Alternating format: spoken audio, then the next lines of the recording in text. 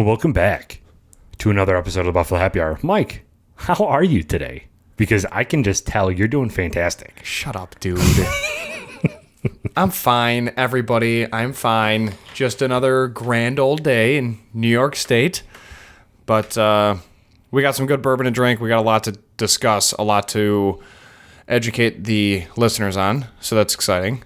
But yeah, I mean, I almost got run off the road on the way here by another semi. So that's cool. That's exciting. So instead of a woman cutting a semi off and almost causing a 3-car accident of rear-ending, I was just driving in the middle lane on the 90, and then semi just wanted to take my lane. So luckily, Perfect. no one was next to me in the far left lane, and then I moved over.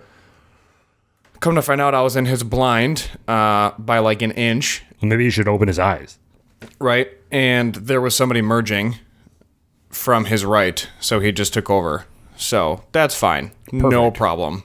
Anyways, that's all. So if anyone is new here, we are the Buffalo Happy Hour podcast, and we primarily like to give small businesses a free platform to promote. That's really what our bread and butter is. But during these weekly episodes, we like to talk about a weekly recapping the whiskey that we're drinking, and then also a segment mini-series. And this segment mini-series is the history of Buffalo. So if you're new here and you missed the first 3 episodes, go back and watch that. Click that subscribe button and stick around for this one, because later in the episode, we're going to be talking about the Erie Canal. Amongst some other things. But mostly Erie Canal. Mostly Erie Canal, because it matters. It does.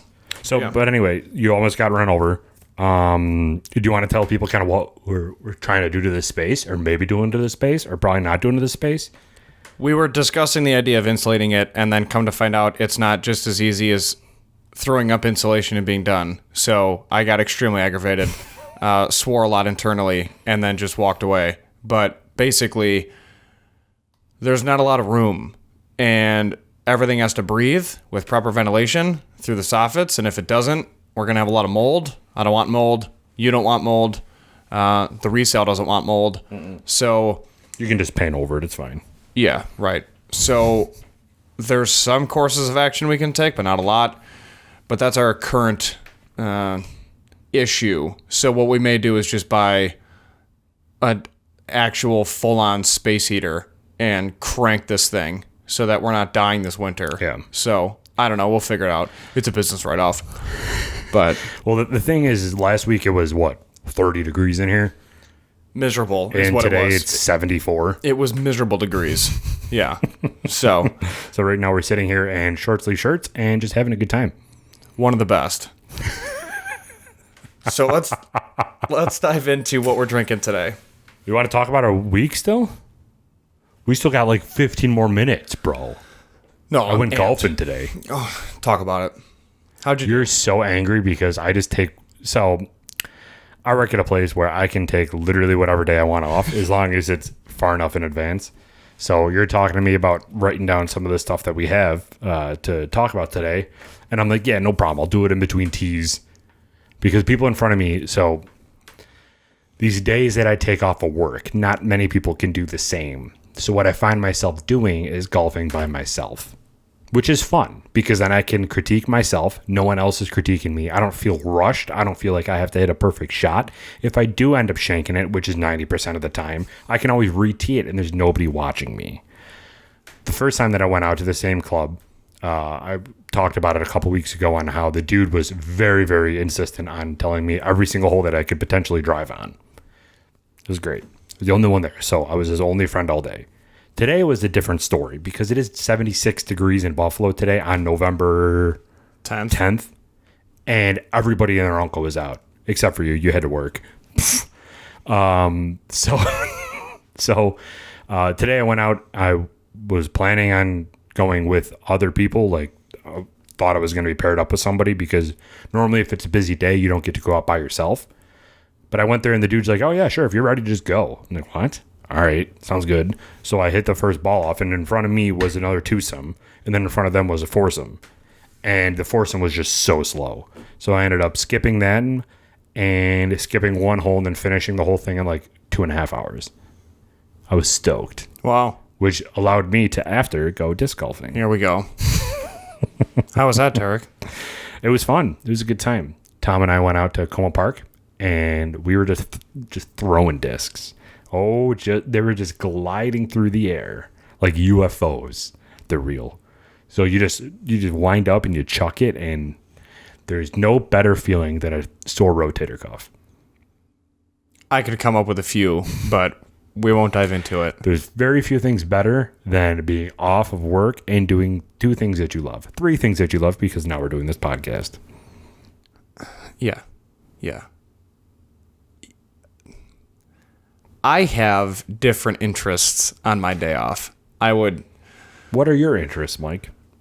Well, right now, if I had off, I'd probably go bow hunting because they're in their rut and they're all excited. So it's prime hunting between 10 and 2. Let's see. 10 and 2. 10 a.m., 2 p.m. Like your hands on the steering wheel? 100%. So perfect. I'm more of like a 12 o'clock and then one around the girl. You know what I'm saying? I'm going to throw up. I would work on my house. I would work outside. I would cut wood. I would do all the things. But so man stuff. Man stuff. But, I mean, you would also try to go golfing if you could. Yeah, I would go early, though. Like, as soon as the sun's there. Well, that's what I try to do. Right. I teed off at like 8:10 this morning. So it's pretty good. Yeah, that's solid. That's the way to do it. It was such a beautiful day, too. You know what I was doing at 8:10? I was in a very important business meeting at work. It was great. Because I had to work today. Did I mention I was in today? a very important business meeting, too. It was me and myself talking about the pod. Perfect. Business. Perfect. Did we get into it, too? About what we did with the pod? No. No? We didn't do anything. We didn't do anything. Oh, we did. We're not talking about anything. Pick up your local newspaper. And then maybe you'll see what's going on. Yeah, maybe. If you live in... You're a disaster. We're not... No. All right. Well, what else, Mike? You had to have done something else other than work. Come on. Today? No. The past week, since we talked to our fans. What do we call our fans? Our friends. No. We've been calling them friends since we started our Instagram account. They are our friends. But, like, do we call them something? Yeah, our listeners. No. No, I'm talking like something related to the pod, you know. We'll come up with something. Like the fantasy footballers that I listen to, hashtag no free shout outs. Yeah. They call their listeners the Foot Clan. Like, we got to come up with something. The Foot Clan? Yeah. Like football clan. I thought of something else when I heard the term Foot Clan. So we won't go there. Anyways. Jesus Christ. So we got to figure out something that we can call our listeners. All 2 of you. Yeah, I would say we have 1.5 people attending our happy hour. So they're the happy hour attendees. That's too long, though. 100%. We'll come up with something. Or whoever's listening, leave a comment below. What would you like to be called? Not Nick. All right? Really. Don't, like, change your first name. But anyways. I really wish I was named Jack. I went to Syracuse this past week. Helped my in-laws get ready for winter at their house, which we had to disassemble a playground. Or what's the damn thing called? When you're a kid, you go out, like, swing set. Yeah, swing set. We disassembled that. They just weren't using it? Or No, it's been assembled for like 23 years. Kids are grown, all moved out, no grandkids yet. Things destroyed, broke it down. So knock that out at 7:30 in the morning. That was fun, waking up the entire neighborhood. Sounds good. And then there's no way... How'd you knock it down? Did you just like drop kick it? No, crowbar and a hammer. Really? Yeah. So you went like full man. Yeah. And then... No chainsaw or saw or anything like that? No. Was it wooden? It's pressure treated wood. We used handsaws in some aspects, but it was mainly just ripping this thing down to the ground. And then we used a miter saw and cut it into pieces. And then over time, we're burning it because there's nothing else to really do with it. And there's a lot of wood. So that's super fun. So did that. Moved some stuff, got some stuff down out of the attic. What else? And then otherwise just made super nice food. And like the steak that I posted on my Instagram. Oh, yeah. Go check that out. Yeah. I'm Kelly8828 for anybody that wants to follow. And then that's basically my week outside of work. So this weekend we got a bunch of stuff coming up with a lot of people. So we're excited for that. How about them Bills, though? And the Bills beat the Seahawks. So that was a good game. What were you projecting with that week? Or with that game? I said 35-34 Bills.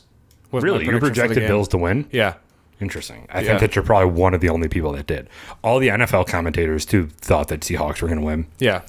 I wasn't expecting it. I knew their defense was bad, but I didn't know they'd be that bad.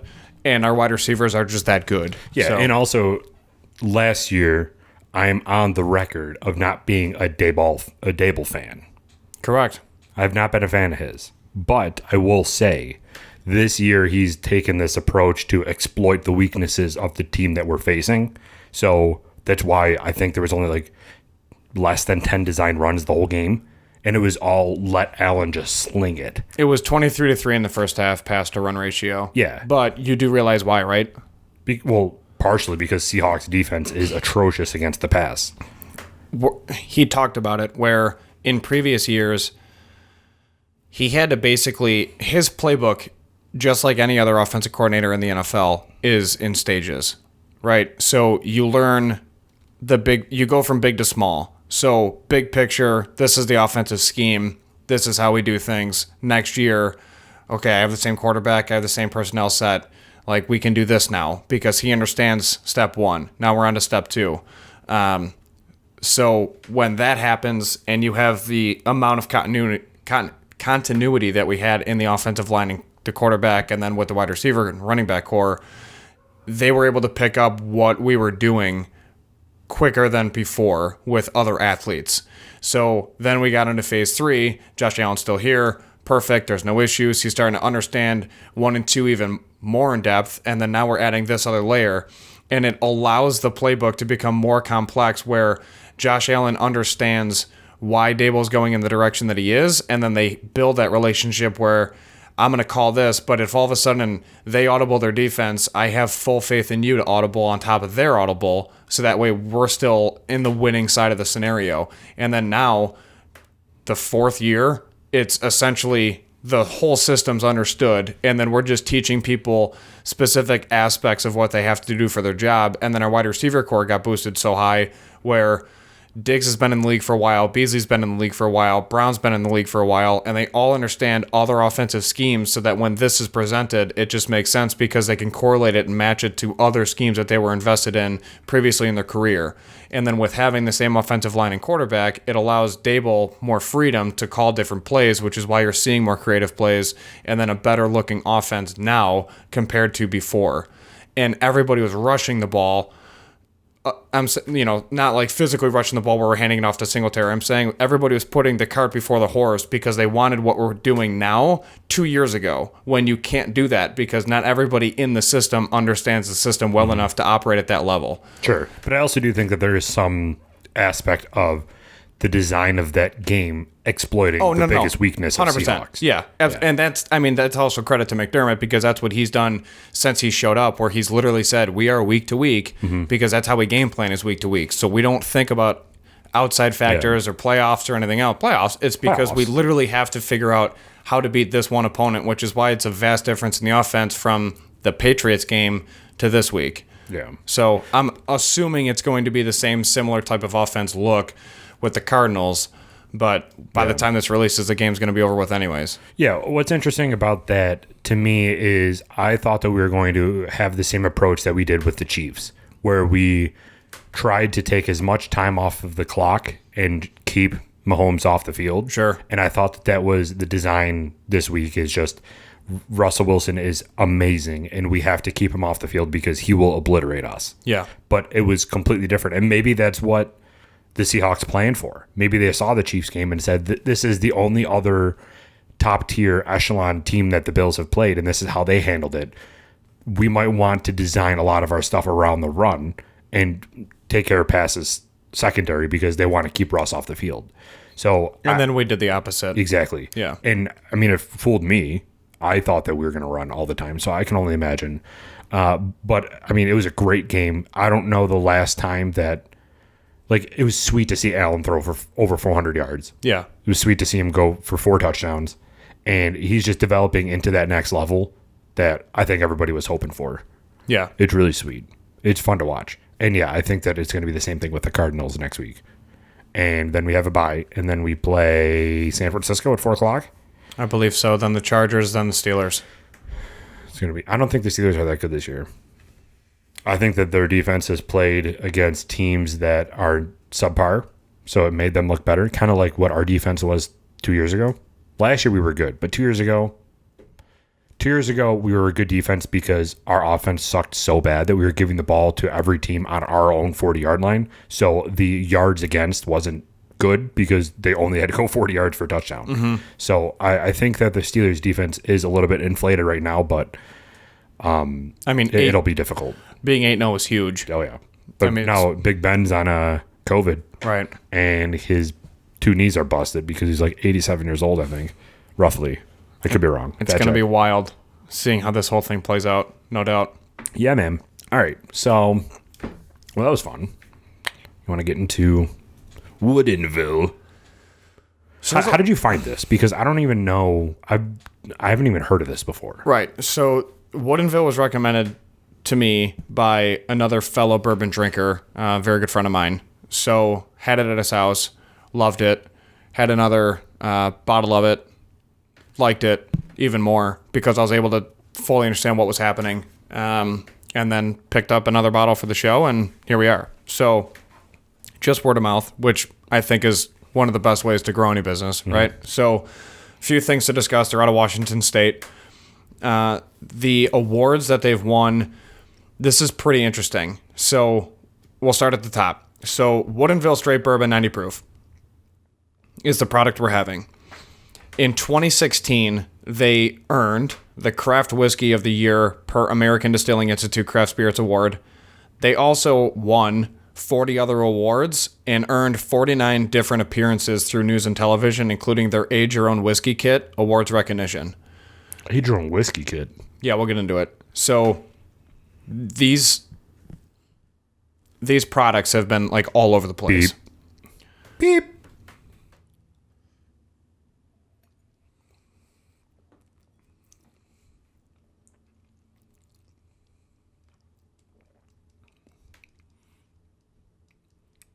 That's pretty good. Duh. That's smooth. Full. That's full, too. And it's smooth. So, here's a company background. All their staple grains are cultivated exclusively for them on the Omlin family farm in Quincy, Washington. The grains are mass distilled and barreled in their Woodinville distillery and then trucked back over the Cascade Mountains to their private barrel houses, where Central Washington's extreme temperature cycles promote the extraction of natural flavors from the oak. Prior to being coopered, the barrel wood is seasoned in open air, rain, wind, sun, and snow for 18 months, softening the wood's harsh tannins. The barrels are then slowly toasted and heavily charred to further enrich the wood's desirable flavors. This meticulous process yields a truly handcrafted spirit with some incredible aromas and tasting notes. So the story behind Woodinville is also interesting, but it's not what you would think. It did not begin with a 100-year-old recipe or generations of family distillers. It begins with 2 best friends in a dream. Oh, like the Buffalo Happy Hour. That's right. What's up, Woodinville? The dream is to make the greatest craft whiskey in the world by bringing the time-honored traditions of bourbon production into a craft environment, using the highest quality, locally grown grains, the best barrels and coopers in the world, the most technologically advanced distilling equipment, and the mentorship of an industry icon, David Pickerel, who's the former master distiller for Maker's Mark. No big deal. The story is still unfolding, and after being awarded Craft Whiskey of the Year and Craft Rye Whiskey of the Year 2 years in a row by the American Distilling Institute, things are heading in the right direction. You can follow them in their journey on Facebook and Instagram, and also check out their website, woodinvillewhiskeyco.com, and there you can locate their products that are near you, so you can buy it and try it out. So their products are pretty cool. They have a bourbon, which is here. They have a rye, a double barrel. They have a straight bourbon port finished, an age-owned whiskey kit, and then a barrel-aged maple syrup. So that age-owned whiskey kit, are they giving you like a small barrel? Yeah, it's like a full little kit where you can make your own. That's sick. Right? So do we try that? We can. We should. Let's do it. That'd be sick. Go Bills. How long do we age it for? I don't know. It's a little it's like a baby barrel, so we'll probably do like 1 year. A little baby I'm so barrel. excited. And then we can try it every year. Watch it, like, dude, you're supposed to literally age it for like 6 minutes. Like, the barrel's so small. Like, But so we can do that. We could put it in there, and then every year we can try it on a birthday. fine by me. Look at that. Then we could char this shit. Who? We will char this thing. I swore, but I caught myself. So that's Woodinville. Their bottle's pretty interesting too. They got engravings on the side, so we'll dive into all that. But that's where we're at, man. I love this bourbon. This is surprisingly good. And now that you said that they had help from, or like a mentor from Maker's Mark, I can connect the dots there. And I feel like this tastes pretty similar to Maker's Mark, just from the makeup of it. I've had a lot of Maker's Mark in my day, but not neat, and not recently. It's mostly been a Maker's Mark Old Fashioned, which is always incredible. So, but yeah, this is interesting. it's a good one. Hell yeah. Hell yeah. Hell yeah. I liked their story too. So, Yeah, I mean, it's cool when you get companies that start just from a dream. And when did you say that they actually started? yes. You did No. no date? Didn't look. Who the hell's outside? I think the Hells Angels are just rolling through the neighborhood. Right? If you can't pick it up, which I don't know if you can pick it up, there is a extremely loud bike, but loud pipes save lives, so I'm all for it. Yeah. Oh, yeah. Oh, yeah. You always had loud pipes, right? On your bike? We've only had one bike, Correct. but your bike was pretty loud. Was it? You tell me. I don't remember. I can't remember I think I either. rode with you twice, and one time I was blacked out because I died. Oh, stop. You were fine. It was way more than twice. Way more than twice. I was with you when you hit that, the fishing line that clotheslined you off your bike in the middle of the road. You weren't with me for that. That was on break from work, on my lunch break. You were with me when I came. when we Oh, went that's off right. I the came road. over that night, and then you told me about it. yeah. I was with you near 20A. We won't talk Yep. about it.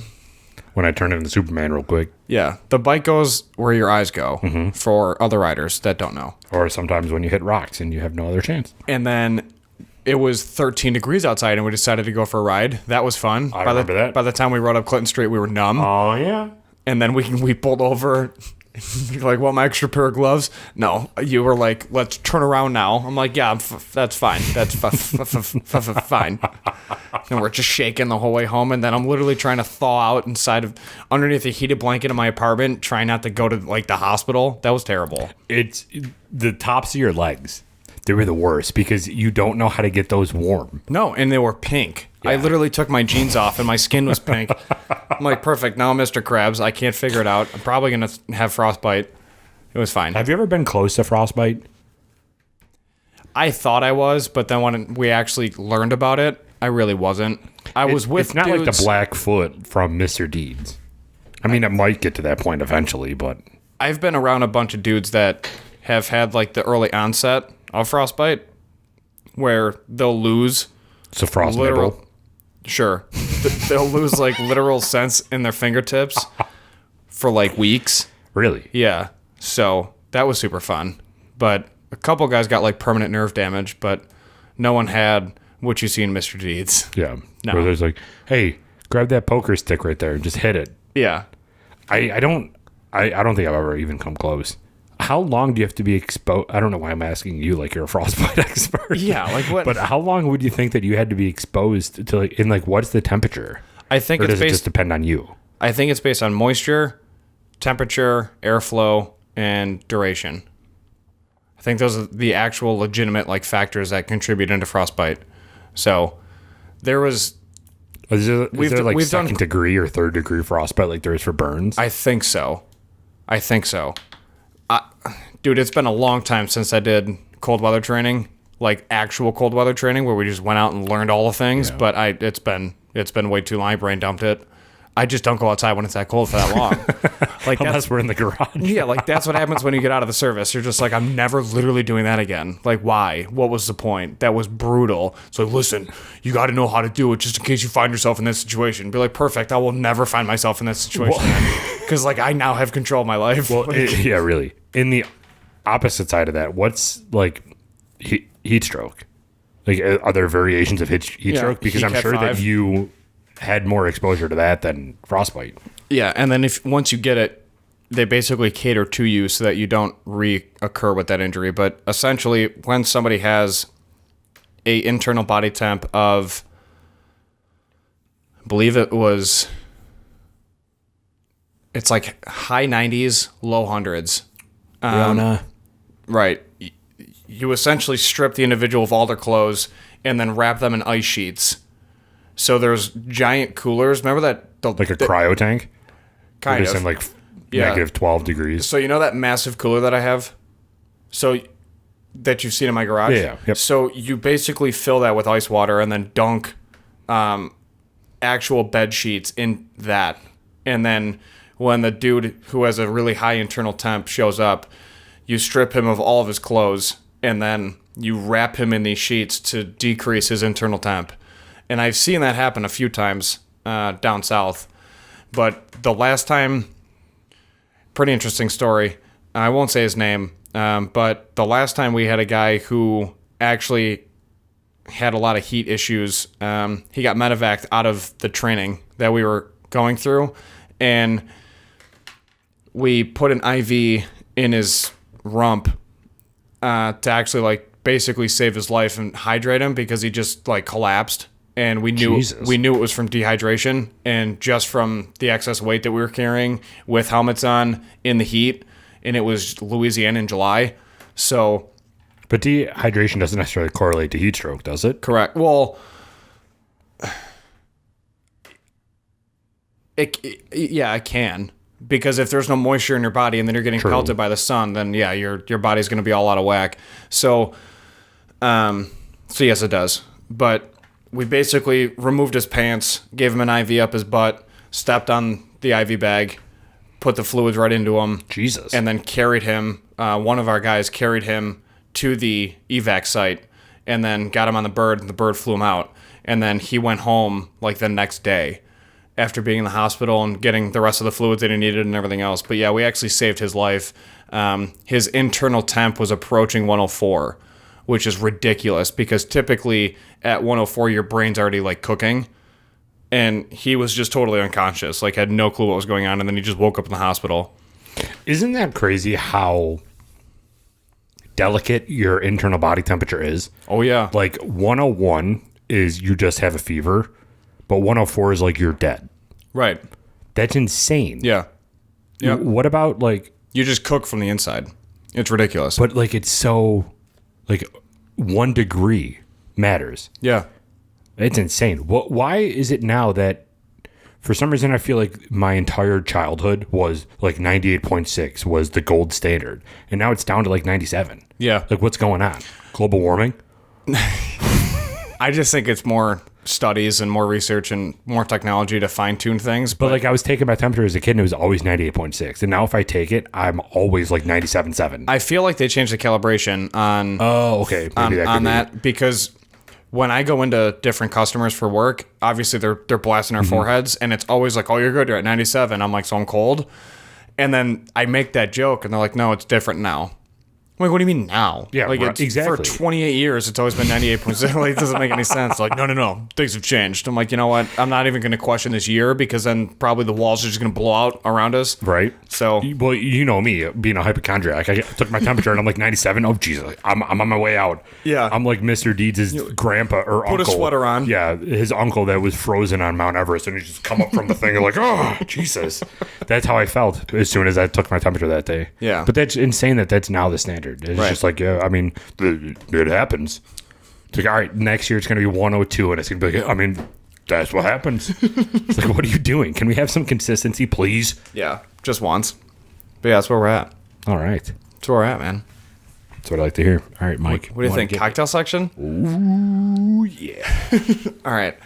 Don't make me make a face. I don't make you laugh, so you ruin it. But just remember you have an elephant on your shirt. So... Oh, Jesus. Now you're putting pressure on me. If you want to incorporate a trunk noise, please don't. Please, I will literally get up and leave. Drop the beef for the cocktail section. You can't tempt me like that and expect me not to try to do something. I'm trying to find my cocktail, too, because I do have it somewhere. I'll go first. Don't worry. Stop it. All Just drop that beat.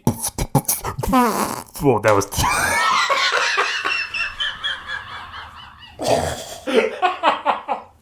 That was such a bad effort.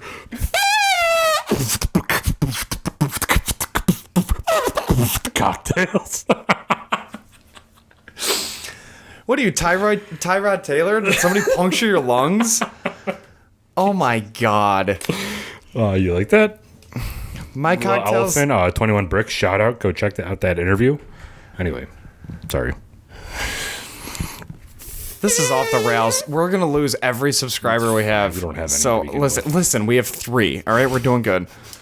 The Woodinville Crisp cocktail is my cocktail. The ingredients are 2 ounces of this Woodinville bourbon, ½ ounce of fresh lemon juice, 1 tablespoon of Woodinville barrel-aged maple syrup, 4 ounces of apple juice, and then 2 ginger rounds. Don't ask me what ginger rounds are. I'll probably just ask Autumn Leaf because she probably knows.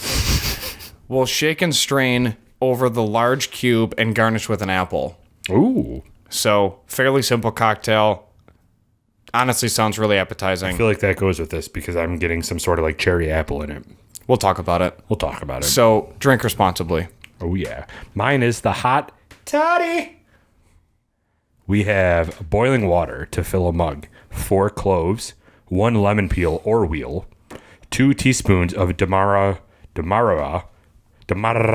sugar or brown sugar, 1/4 ounce of fresh lemon juice, and 2 ounces of Woodinville bourbon. And that's it. So with that, you fill a mug with boiling water and let stand for a minute or 2 to warm. Meanwhile, stick the cloves into the lemon peel or wheel and set aside. Empty the mug and fill about halfway with fresh boiling water. Add sugar and stir to dissolve. Add the prepared lemon peel or wheel and stir. Add the lemon juice and whiskey and stir yet again. And that's it. That is your hot toddy. It actually sounds really good. Yeah. My friend Joe just went to he just like went to go take a week trip in the Adirondacks or something like that. Does he work for a bank people too? do that. I mean, probably. And he was all about them. He's like, man, I got to find a good bourbon to have a hot toddy with. So I'm like, I mean, do you? Some people live for it, man. I know. I like it neat. Same. I actually got a compliment for a woman from Sweden who noticed. Sweden? Yeah. I was at a Halloween party and she was there, and she noticed that I was drinking Woodford Rye neat. And she's like, wow, finally somebody else who's not drinking it over ice. I'm like, no, it's designed I'm not to be a psychopath. And I understand every whiskey sommelier who has way more knowledge than I do on whiskey always says you should have some water in it just to cut, whatever. Listen, they spent 5+ years aging this product. Just drink it the way it is, out of the bottle. If you don't like it and you need water, reflect yourself in the mirror and ask yourself, are you actually a man? And go from there. He is literally just kidding. The best way to enjoy bourbon is however you prefer. If that is neat, great. If that's with ice, great. If it's a hot toddy, then great. But we just prefer it neat. I'll let you handle the PC aspects. I'll talk to the real ones. The OGs out there. We know who you are. There's a difference between ice cubes and water, too. Because Correct. you're raising the temperature to be like maybe 95. I'm just kidding. But you're lowering that temperature to get cold, and sometimes it'll change the taste. So just try it neat. I mean, we've literally tried like coffee liqueur neat. We do everything on the show neat for some godforsaken reason. But that's what, at least try it neat to see if you like it, if you do enjoy bourbon. And then if not, if you don't like it, then add something else in. Fine by me. That's how we do it. All right, Michael. Let's rate this thing. Woodinville straight bourbon whiskey. It is 90 proof, and there is the bottle. What about the label branding? I'm going to give this an A+. It doesn't necessarily make you fall out of your chair. However, the actual Woodinville part of the label is sweet. It's also raised. Oh, cool. So I like that aspect. And then it's got like it's an actual paper feel for the label. And it's got the aged yellow look to it where you kind of get like the old frontier thing happening. So that makes me actually really happy inside because, again, that's where the real men are. Anyways, I like that they hammer this thing with what it is. 90 proof, 45 ABV. Good Lord. 750 milliliters. And then there you go. Established 2010. It's right on the There you bottle. But I also like the bottle itself. It's got a very, very dense bottom where it's a lot of glass, which makes me happy just because I'm terrified with most bottles just because I don't want them to break because I appreciate the spirit that's inside. And it's got a cork. Thank God. So What does the top of the cork say? Just WWCO? Nice. yeah. Or WVCO? No, it's WW Co. What is the So, WW? Woodinville Whiskey Co. Oh, okay. Come on, dude, keep up. I thought it was Washington Woodinville Co. No, that's too much. The back also talks about how it's handmade in Washington State. Same thing.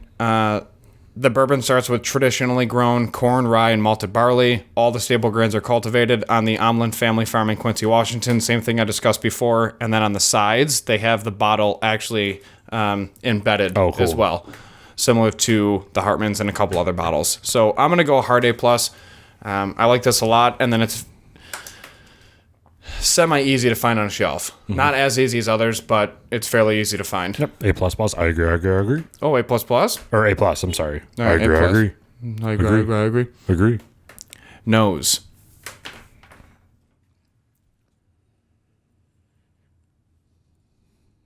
I'm getting that green apple again. Well, there's... I mean, you do get... you get some ethanol, but that's just because it's 90 proof, so it's kind of... You're going to get that. Outside of that, I'm just picking up some baking spice. I'm not picking up a lot of... You're not picking up like a green apple? No, not really. I think that's just because you've been crushing Devil's River Rye recently. No, man. I'm really getting green apple in here. Like, to me, this smells a lot like... And it tastes, too. Like, you get a caramel-dipped apple. Like, you know, at the fair or whatever, or wherever you get... I don't know if there's many places that sell caramel apples. But the apple that you have in the stick and you dip it in the caramel and then you give it to somebody, that's what I smell and taste with this. So you mean a caramel apple? Yeah, you know, like one of the apples that you get and then you dip it in the caramel. Not the chocolate, it's the caramel. I'm getting caramel apple. You want to know what... I wrote it down because I found it interesting, but the website mentioned creme brulee in the nose.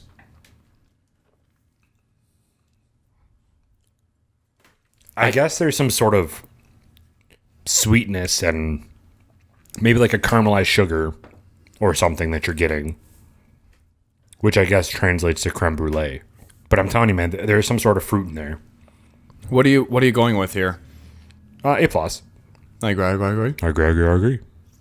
Also, if anyone's new, we say I agree 3 times just because it's what we've done since literally like the first or second episode, and now it's just a thing. Yeah. So Those are going to be shirts nowadays. Yeah, look for it on a t-shirt. Yep. Initial taste.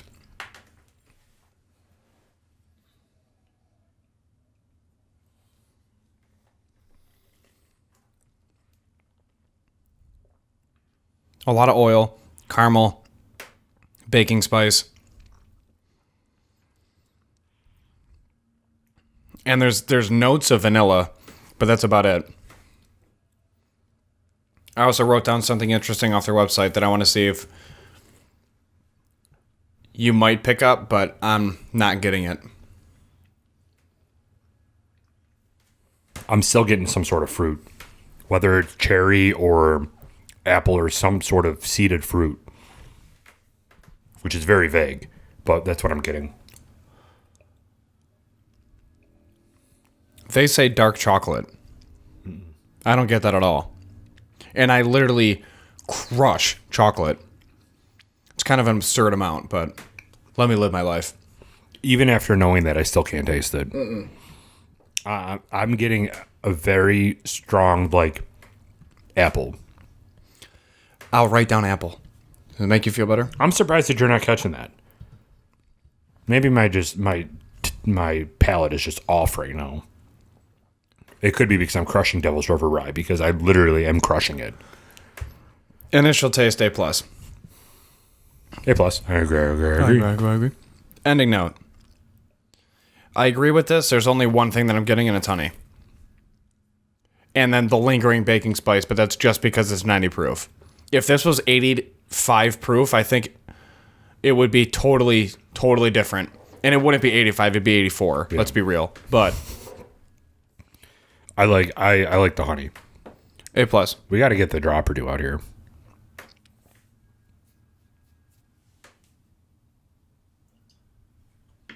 Too many minerals in that water. Yeah, no. You're gonna ruin it.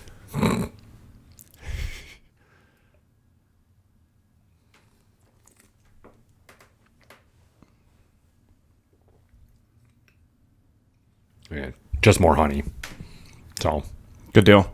Final A rating. plus. Did we already rate it? Yeah, we went A plus. Okay. 3, 2, 1. 91. 93. Well done, Michael. It was funny. We were talking about insulating this. And you're like, so it's 20 by 7, right? And I'm like, yeah, kind of. But we have this overhang here. And then you got the hypotenuse going up because it's a roof. And you got to measure the across angle, then the up angle to get the actual hypotenuse of the triangle. And you're like, whatever. Nailed it. Well, the biggest thing, too, was I wasn't here to visualize anything. Mm-hmm. And then you just randomly start texting me about hypotenuse. I'm like, I'm not going to dive into Pythag and try to figure this out. A squared plus B squared does equal C squared. It does. But I wasn't about to find all that info out. Plus, this is definitely an acute angle. It's just too crazy. Yeah. So, doesn't matter. We'll figure it out. So, but yeah, so that is the Wednesday whiskey review for Woodinville Straight Bourbon Whiskey. Go find this at your local liquor store. Go on their website and see if you can click that little button after you enter your name or your birthday. I still don't get that. It's probably something legal they have to do. But like, there's no check. There's no nothing. It's probably just Big Gov trying to stay involved. Get him away. So dumb for me. Kick him out. Right. If people want to get drunk at 12, that's what they did during the Erie Canal. We'll talk about it. It's just, what's the point? I mean, it's ridiculous. I just hate it because it's not even like a check. It's put in whatever day that you want. Most of the time, I click on the year and just scroll and press one. Right. Because I'm not going to find my actual year. You know how much time that'll take? Well, if I'm at my if I'm not on my phone, then I will literally sit there and just type in my birthday because it's super easy on the keypad. Mm-hmm. But if I'm on my phone, I'll just pick something. Like, I know I'm over 21. Come at me. Like, grow up. Yeah. This is stupid. My favorite thing is when I go to consumers and they're like, you're over 34, right? I'm like, no. They look at me like, what? What do you mean? Can I see ID? I'm like, oh my God. I have a full beard, but I also had a full beard in 7th grade. So I put a poll up on my Facebook, Derek1521, if any of you are interested. We had your plug. We got to get mine too. So I had a poll up on Instagram that said, do I grow the beard out again or do I keep it short? What are your thoughts? Grow it out. Grow it out? To like Duck Dynasty level? No, goodness. No, just do like a deep, you know what you should do is just a dark brown color. I'm not dyeing it. Color it and then grow it out and then just clean it. So there's no like loose strangly sides so Journey doesn't just get up and go on her own journey and leave you. Well, I mean, I have also lost 45 pounds. So I think that when that picture was taken on my story, I don't know if you saw it, but when that picture was taken, I was a thick boy. So the beard made me look obese, which there's nothing wrong with that, I guess, other than the health issues. But I also already had a heart attack. So, but me being obese made my beard and my face look like I was Chris Farley before RIP he passed. So now that I'm thinner, I feel like I can grow the big beard out again, and it'll look awesome. I'll walk around with my chest out like Fitzpatrick and just like... Well, start doing push-ups. I went to Harvard. We'll start doing push-ups to fill out your frame. Oh, it's full. With pizza. Yeah, that's what I'm saying. Fill that thing out. Fill it out. Fill it out. That'd be a riot. Oh, yeah. Just walk around, just diesel. Like, go ahead. Make fun of my camera tripod. Right. I will end you. Make fun of my lack of white balance. I still have no idea what's happening. So... I kind of went off on a tangent too and dove way too deep into these cameras, so I probably messed something up. But I have the cards coming today, but today I had to use a piece of paper to like normalize the white balance. And I think that I'm a little bit too, either I'm very, how do you say, like, how would you, like, white it out? I don't really know what else to say. Like, oh, I'm overexposed. That's what I was trying to say. There you go. So if you guys feel the same, let me know because we're trying to figure these settings I literally don't think anyone cares. They're here to listen to us discuss all the things and educate them on Buffalo. But I also want their viewing experience to be elite.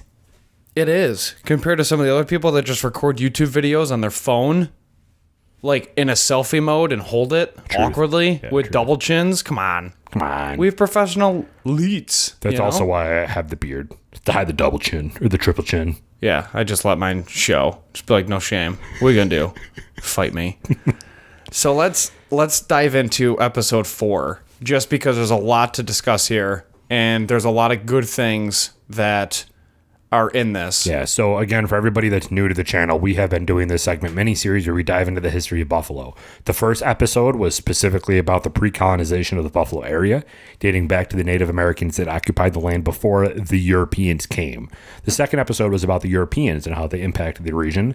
And the third episode was about the founding and the 19th century. So it went back to, obviously, the 19th century to discuss how Buffalo became to be, to the different land purchases, to the different laws, and just everything that's set up to make Buffalo actually legal. And now we're going to dive into probably one of the most monumental aspects of Buffalo history, which is the Erie Canal. No, dude. So the Erie Canal is referenced between the years 1825 and 1850. What we have to do is go back to the beginning of the entire thing in 1807. So also, for those that are new, we got a TV on the wall. That's what we're looking at. So I'm sorry we're not looking at you. We apologize. But just remember, we care about you. We appreciate you. Onward to the Erie Canal. And also, I don't want to print out all this information because we actually care about the trees. So I don't really want to have to print out like 5 documents and then have to go plant a tree in my backyard. So we're just not going to do that. We'll go electronics. So beginning in 1807, Jesse Hawley, who was a flour merchant from Western New York, who went broke trying to get his product to market in the Atlantic coastal cities. I could see that. I don't know how profitable a flour merchant would be. Well, no, it's getting his product there. So he published a series of essays from debtor's prison. Nailed it. Basically, he owed a lot of money. He had to pay. He was in debt. And now he's in this debtor's prison. So in them, Hawley advocated for a canal system that would span nearly 400 miles from Buffalo, New York, on the eastern shore of Lake Erie to Albany, New York, on the Hudson River. So this dude went broke trying to move his product and then came up with this stellar idea to create a canal that would link the major waterways across the state of New York. So Hawley's eloquent essays caught the attention of New York politicians, including New York's mayor, DeWitt Clinton. I don't know if there's any relation, but moving on. Clinton believed that the canal was crucial to the economic advancement of his city. Anyone who would know if they're related is already dead. All right, anyway. So Clinton saw his plan come to fruition in 1817 after he became the governor of New York. Workers first broke ground on the Erie Canal on July 4th, 1817, near Utica, New York. So this thing was built between 1817 and 1825. The OG Erie Canal traversed 363 miles from Albany to Buffalo. It was the longest artificial waterway and the greatest public works project in North America. So this thing put New York on the map as the Empire State, which then made it the leader in population, industry, and economic strength. The canal was built largely with raw manpower provided by Irishmen, damn right, using primitive tools with very little compensation for their hard work. Now, this basically bleeds true for me in regards to wage and the amount of work that we do. Not saying with my current job, I'm saying growing up. But so you guys know, the Irishmen that built the canal were paid $10 a month for their work, which is equivalent of roughly a few $100 a month today. So, you know, basically they got paid in whiskey. The men completed a canal that was 40 feet wide, 4 feet deep, and stretched hundreds of miles. Only 4 feet deep? Right, but the interesting part is it could support boats with 30 tons of freight.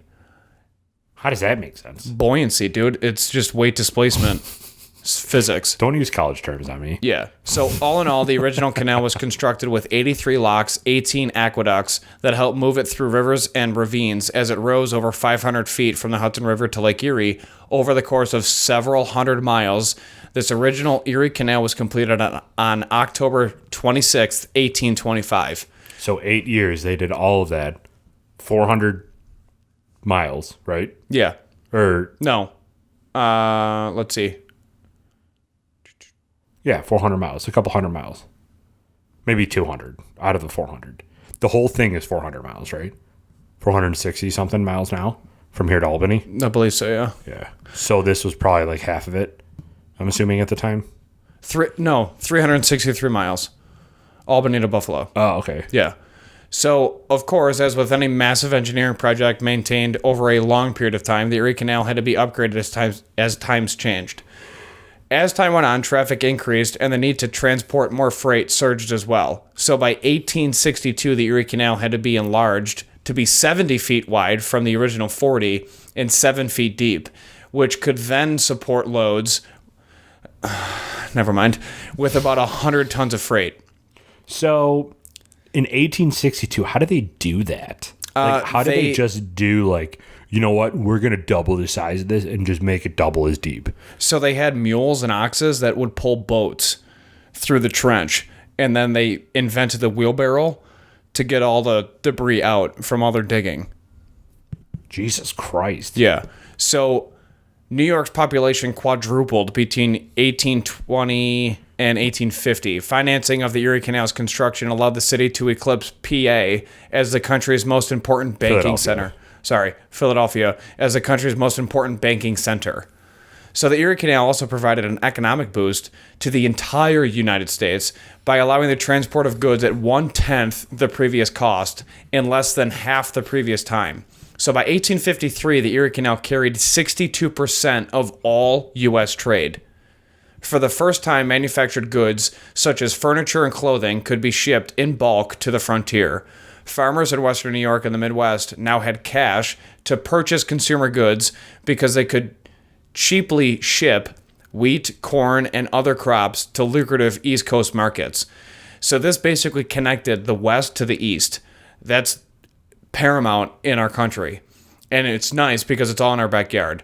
The Erie Canal also helped to stimulate America's nascent tourism industry. Did I say that right? Sure. Nailed it. It attracted vacationers, including Europeans such as Charles Dickens. Oh, what the Dickens. Right. Thousands of tourists flooded down the canal on excursions. Did I say flooded? Yeah. Perfect. They just got way too high in water. So much and they water. just floated. Yep, so much water. So they floated down the canal. That's where flood pants came from. People were rolling them up. Yes, you're right. And they're hiking them up about 3 inches above the ankle. They didn't want to get them wet. I hear you. As soon as you get them wet, man, it just starts traveling up the pant, and then it gets really uncomfortable. That's what you said. That's what happened here. So tourists essentially use the Erie Canal to travel from New York City to Niagara Falls. So That's crazy.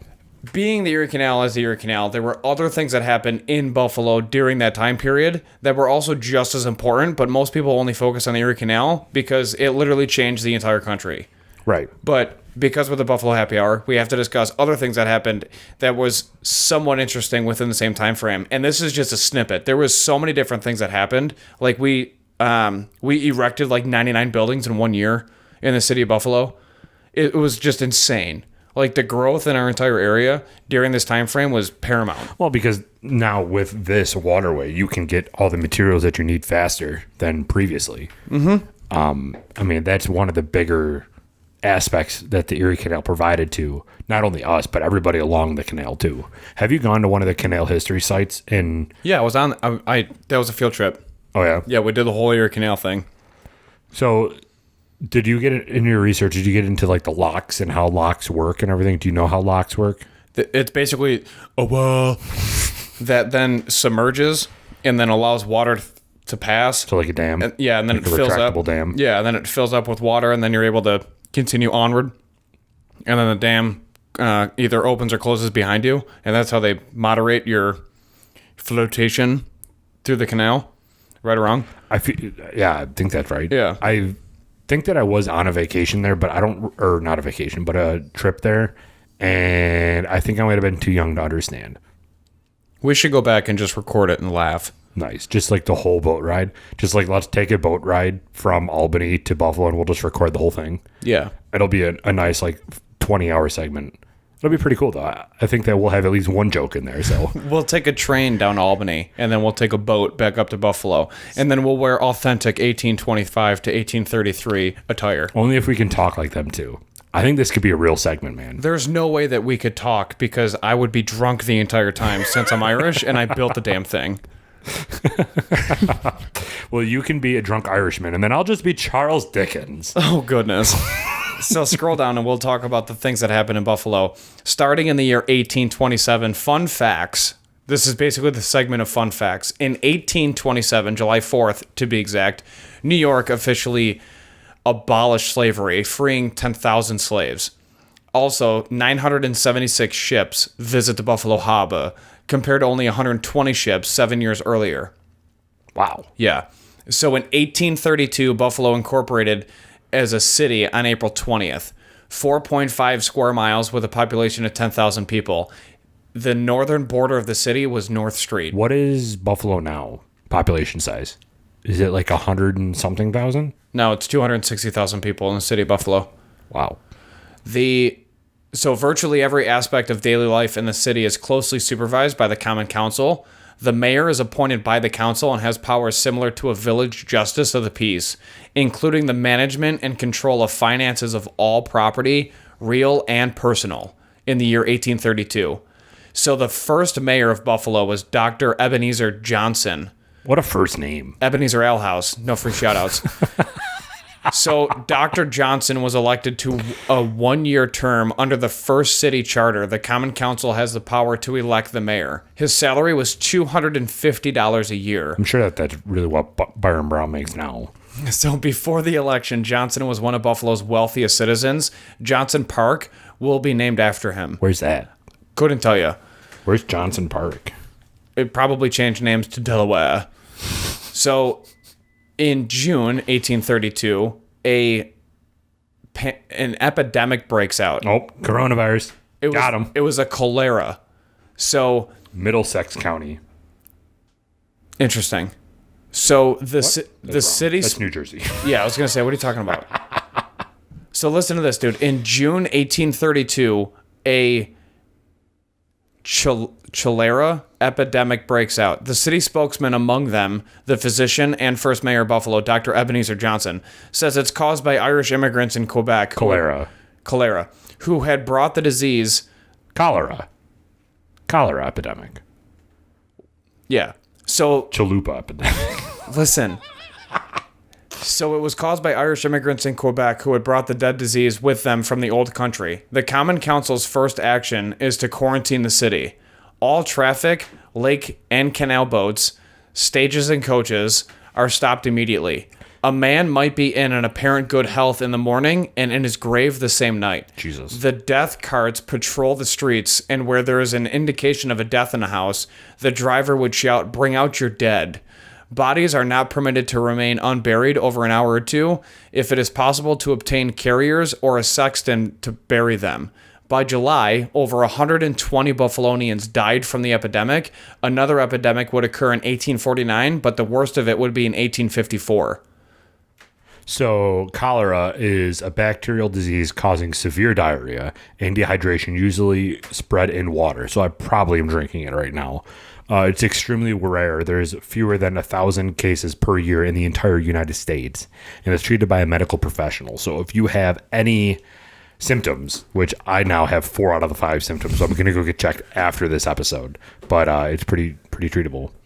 So Jesus, that's crazy, man. 120 Buffalonians died from this epidemic, and there's only 10,000 people in Buffalo right now, or at the time. So 120,000 people died from it with a population of 10,000. So therefore, 120 masks don't work. No, I'm just kidding. Jesus Christ. So Now we're going to get taken off of YouTube because we don't believe 120 divided by 10,000. This is easy math, but about 1.2%, which is similar to, actually, right now, Western New York is in a yellow zone, so we don't really want to go down that route. no. Just wait until we get to the burgundy zone. It's over. So in 1833, this is where it gets pretty dark.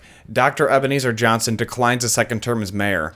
The Common Council votes Major Andre Andrews as the Buffalo second mayor, but a year later in 1834, the the cholera will return. Cholera. Jesus Christ. Yeah, nailed it. The cholera will return, and Andrews, as well as his wife and daughter, die from the disease. Oh, so Johnson got out at the right time. Yeah. He was like, I'm conceding this election, and I'm going to not do this anymore, and I'm not going to die from this disease. Right. Good for him. Well, I feel bad for Andre Andrews. I think he had the inside scoop, and he knew it because he was also the dude that was leading the response. So Ebenezer Johnson? Yeah. Yeah. Damn. Yeah. So Poor Andre Andrews. He was one of the physicians at the same time of being the first mayor. So onward. In 1835, Benjamin Rothburn builds 99 buildings at a cost of $500,000. That's literally one floor of any building right now. Yeah. And he built 99 buildings. Yeah. Which, that spree of 99 buildings includes the first American hotel on Main Street near Court and the city's jail. Rothburn apparently entrusts the wrong men, including his brother and a nephew, into you never trust your brother. Which they would become involved in a forgery scheme on his behalf. The ensuing scandal lands Rothburn a 5-year prison sentence. Jesus, Buffalo is not a good spot to be in. So skipping ahead to 1846, in the winter of 1846, the medical school is established, which later becomes UB. Oh, really? Yep, so classes are held at the corner of Washington and Seneca Streets in a Baptist church. That's how UB started. That's pretty sweet. In 1846? Yep, fun fact. What campus? What do you mean? It's the only campus, and they literally Don't they have UB North and UB South? Well, now, but I'm saying in 1846, they just met in a church.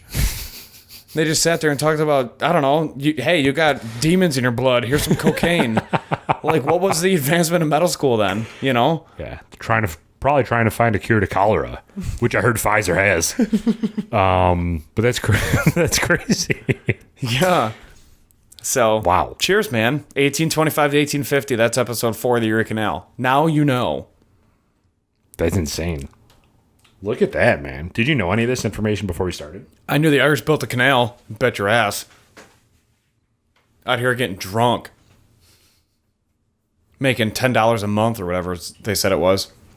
Yeah, so next week we are going to be talking about the other way of transportation in the Buffalo area, which is episode 5, Railroads and Industry, from 1850 to the 1900s. So we're really coming up quick onto like recent times. Yeah, coming up really quick. I mean, the next segment, Railroads and Industry, like you said, 1850 to 1900, that's going to incorporate the Buffalo Zoo, because the Buffalo Zoo formed in the early to mid 1870s. When did the Cleveland Zoo form? Rest in peace, Harambe. I don't know. Actually, that was Cincinnati, not Cleveland, but same thing. When was Harambe formed? How old was he when he was murdered? I'm going to do research on it and come back with all the facts. Poor Harambe. Remember when he got like a ton of votes? Did he get more votes than Kanye did? Because that would be hilarious if he did. Didn't Kanye do really well in one state? I mean, define really well. Well, just like a couple hundred or a couple thousand. I think he got votes. like 1%. Yeah. In something. Ridiculous. Yeah. Harambe. Let's look up Harambe. We'll go over it in a full... Jesus. We'll dedicate an episode to Harambe on his anniversary. That was May 28th, 2016. Yeah, so it's coming up. So we'll have a full episode in honor of Harambe. It's a full century later.